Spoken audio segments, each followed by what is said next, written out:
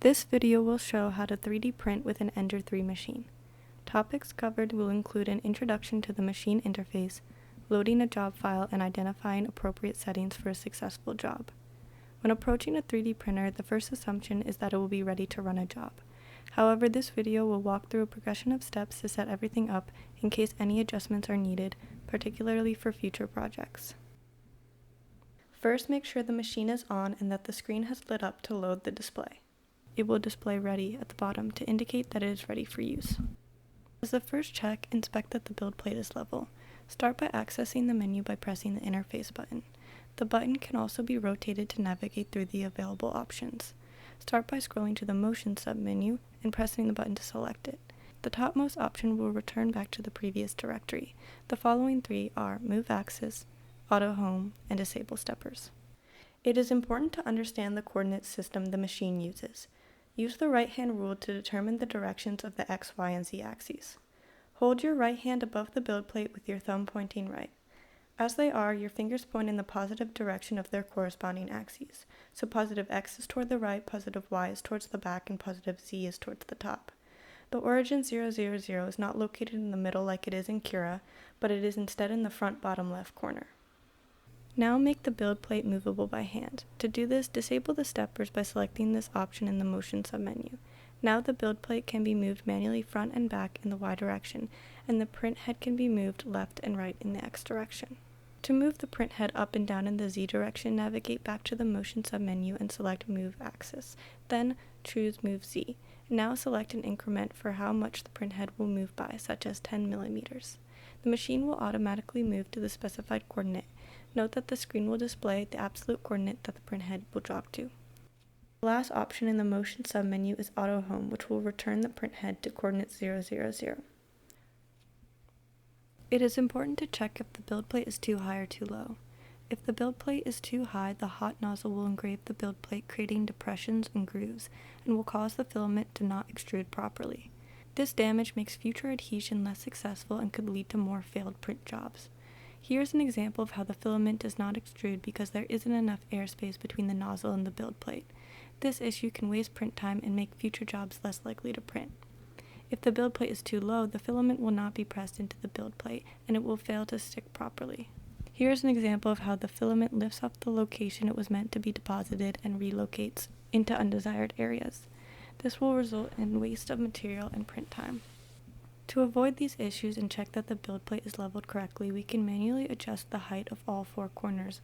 Underneath the build plate, there are wheels connected to springs that can be turned to either raise or lower the bed. The wheel nuts show the build plate up and build plate down, but they are not easily read. From the perspective of looking down past the build plate and onto the top of the wheels, turning the wheel clockwise will cause the wheel to move downwards on the screw, causing the spring to expand and lift the build plate upwards. Conversely, turning the wheel counterclockwise will move the wheel up the screw, causing the spring to compress and lower the build plate.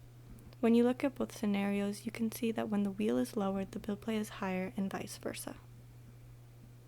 Now that the direction is understood, the height of the bed can be adjusted for proper use.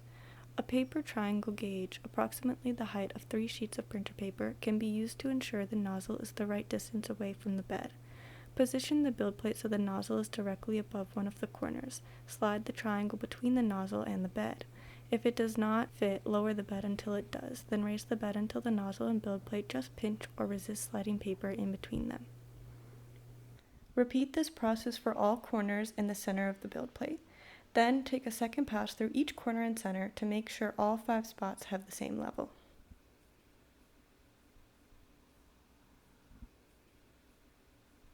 The file called blp.gcode, which stands for bed level print, is a great tool for checking if your print bed is leveled correctly. As the print runs, keep an eye on how the filament is being laid down. If the nozzle is too close to the bed, the filament will look wide and almost transparent. In this case, lower the bed slightly by turning the wheels 1/4 of a turn at a time. On the other hand, if the nozzle is too far from the bed, the filament will look tall and narrow. This indicates that the bed is too low and needs to be raised. With everything set up, it's time to prepare for printing. A micro SD card should be located in the front of the machine on the bottom left side. Ensure it is there and press to release it from its slot. the screen will change to media removed to indicate that the card is no longer in the machine. You should be provided with an adapter for the microSD card that has both USB-A and USB-C. Insert the microSD card into this adapter, but be aware that there is only one way to do this smoothly, so do not jam it. Connect the adapter to a computer and navigate to the G-code file to be printed. Use this time to ensure the file name starts with your AndroID, for example, AndroID motormount1.gcode. This is important to make sure the part is found easily later and the right part is printed. Drag or copy the part to the flash drive. Safely eject the flash drive by right-clicking it and selecting Eject. If using a Mac, the process to upload the part is the same and the flash drive can be safely ejected by going to the top menu, selecting File and Eject, or by clicking the arrow symbol next to the flash drive in Finder. Insert the microSD card back into the printer. The screen will switch back to Media Inserted. Open the menu by clicking the button and scroll down to Print from Media.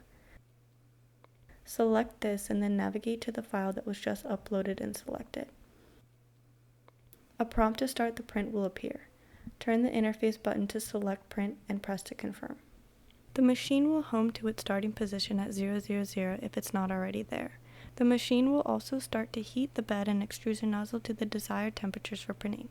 The build plate will heat first, which will be reflected on the screen as bed heating.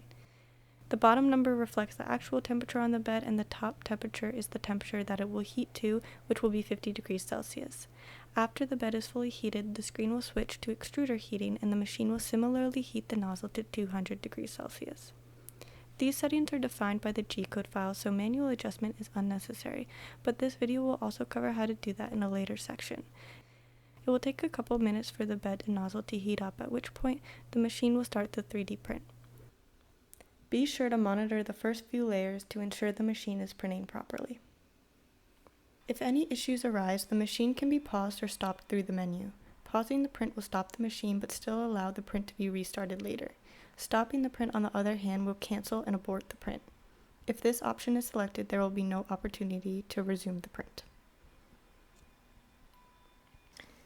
In this print, the motor holder is being printed with a brim. A quick or small job may be printed without adhesion, but in general it is good practice to select a brim. It is also important that prints are positioned with holes horizontal and in line with the build plate so that they don't warp with gravity. Another tip in reducing print and cleaning time is to make sure to position the print with its pockets pointing upwards like it is in this example. Once the print job is complete, the screen will show that the job is at 100%. The next step is to unclip and remove the build plate from the bed. Make sure to take the build plate away from the machine before attempting to remove the part, as this can damage the gantry system. To remove the print from the build plate, lightly bend or curve the build plate to pop a corner of the print. This will make it easier to use the spatula to get under the gap. When removing any filament from the build plate, use one hand to scrape away from the body, while the other hand holds the build plate steady, making sure the holding hand stays behind the scraping hand to avoid any injury. After the print is removed, clean any debris sticking up from the build plate. It is acceptable if there is some residual color left on the build plate as long as it remains smooth to touch. However, there shouldn't be any deep grooves gouged into the build plate like there is here. Avoid using the corners of the spatula to gouge the build plate, as this will make future prints less likely to adhere and cause them to fail. Once everything is cleaned up, the build plate can be reattached to the bed so that it is ready for the next job.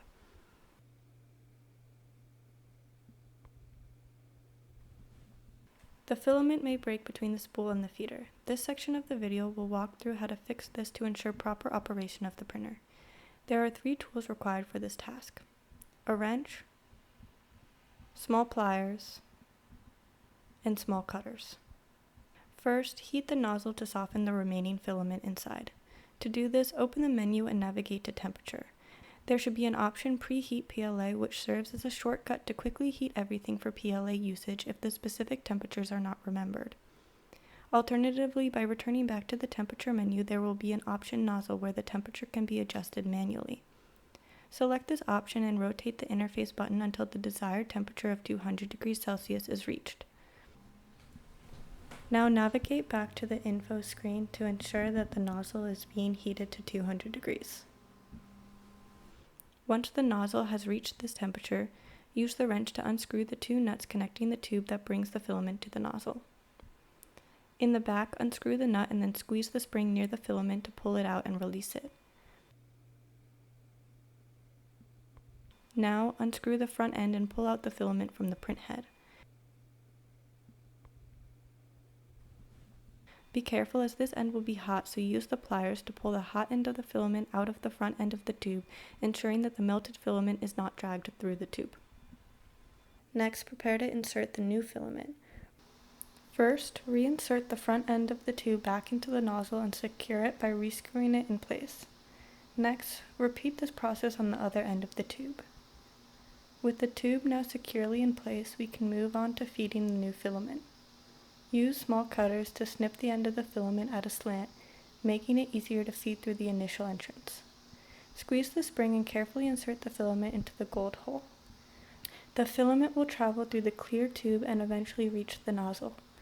Once it reaches the end, there will be some resistance. Push the filament a bit harder and you should see it emerge from the nozzle. Once it has been confirmed that the filament is fed through correctly, use small pliers to carefully remove the excess filament from the nozzle as it will be hot.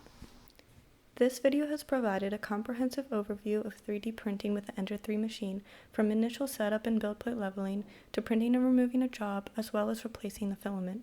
With these skills and techniques, the Ender 3 can be a valuable tool for student projects and creating custom parts. Thank you for watching.